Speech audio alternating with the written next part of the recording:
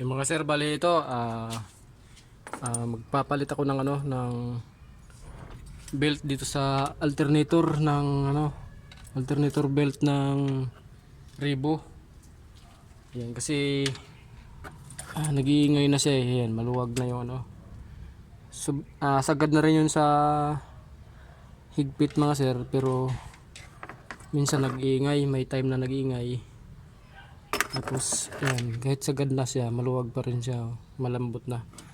Tapos ito mga sir, yung sa palatandaan mga sir na palitin na yan, lubog na siya sa puli.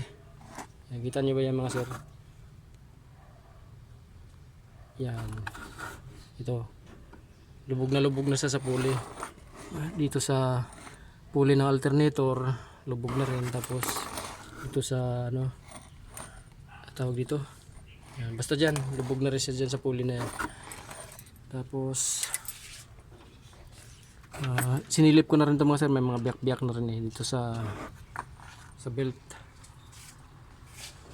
Tapos isa sa nakikita ko rin dito mga sir, yung maluwag rin yung dito sa belt ng ito sa compressor, maluwag na rin siya, sagad na rin yung niya yan. Hindi pa, ang sabi lang ng may-ari, ang papalitan lang yung alternator belt, pero nakita ko dito sa maluwag na rin yung adjustment ng sa aircon.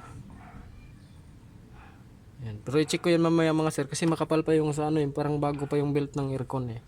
Baka sa paghigpit lang dun sa may tensioner niya ang may problema. Kasi inalog ko yung tensioner mga sir, maluwag.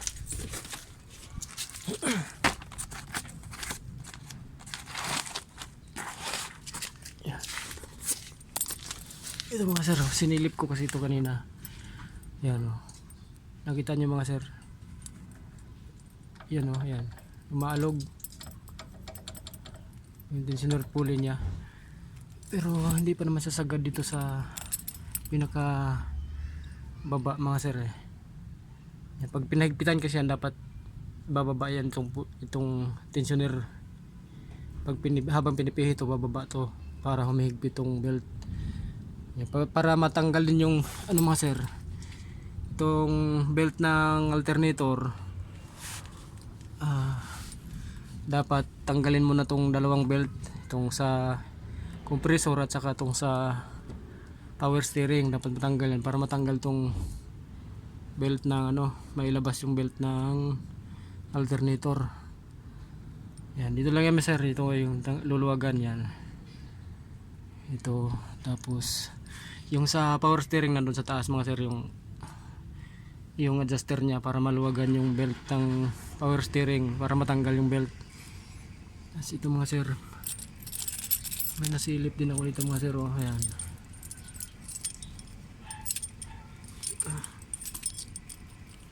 hindi ko alam kung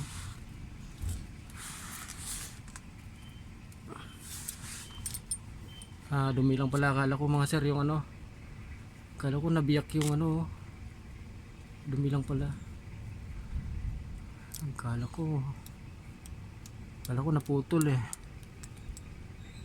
Yan, yung dumi lang pala yun. Akala ko nag-crack. Ito, luwagan dito mga sir eh, para may matanggal din itong belt ng alternator.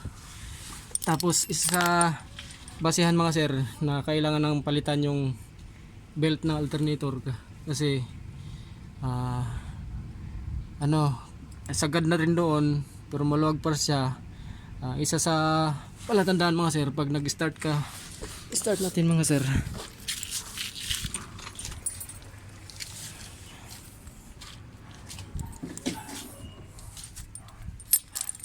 Start ko mga sir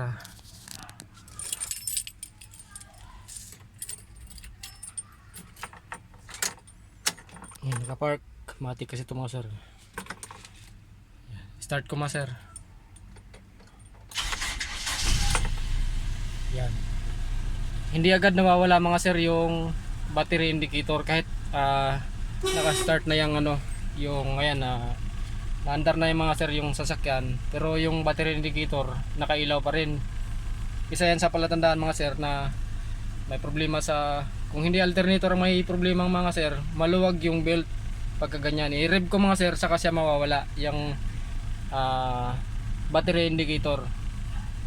Hindi siya pagka ganyan mga sir, hindi kasi nagkarga.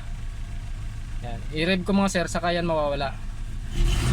Yan, kita nyo mga sir, kasi pag nirev mo kasi mga sir, parang medyo humigpit yung ikot ng ano ng belt, kaya nawala yung ano yung battery indicator, saka na yung nagkarga yung alternator, nakargahan na niya yung battery, kaya nawala na yung battery indicator dito mga sir, nagkarga na siya.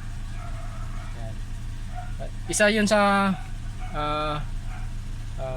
pwede nyong tignan mga sir, pag nakita nyo na hindi agad na nawala yung ano yung battery indicator pag nag start kayo ng sasakyan, pwede nyo silipin mga sir yung ano yung belt. Minsan sir mga sir, belt lang may problema pagka ganyan, maluwag na, kaya medyo naiiwan na siya sa ikot ng crankshaft, mas mabilis na yung ikot ng crankshaft, tapos naiiwan na yung ikot ng alternator, kaya hindi siya nag-charge. Yan, kasi maluwag na yung belt. Minsan naman mga sir, kung hindi man sa belt ang may problema, yung pulley ng alternator. Tapos pinakamalalanan dun mga sir, yung alternator mismo may problema. Pero sa mga basic mga sir, tignan nyo muna yung ano yung belt saka yung pulley. Isa yun sa dahilan kaya minsan hindi nagcha-charge yung alternator, di nakakargahan yung battery.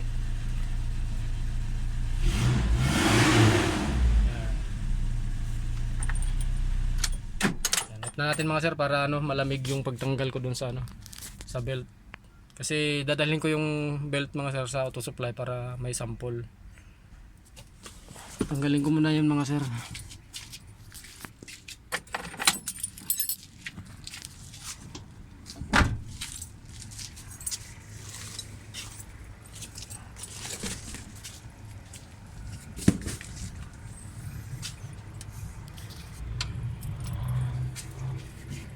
Yan, hindi makita dito mga sir yung ano, ito nandito mga sir yung ano yung adjuster, yun ng alternator.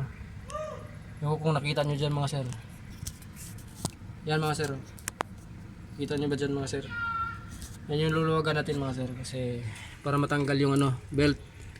Pero unahin muna natin tanggalin yung belt dito sa aircon at saka yung sa power steering.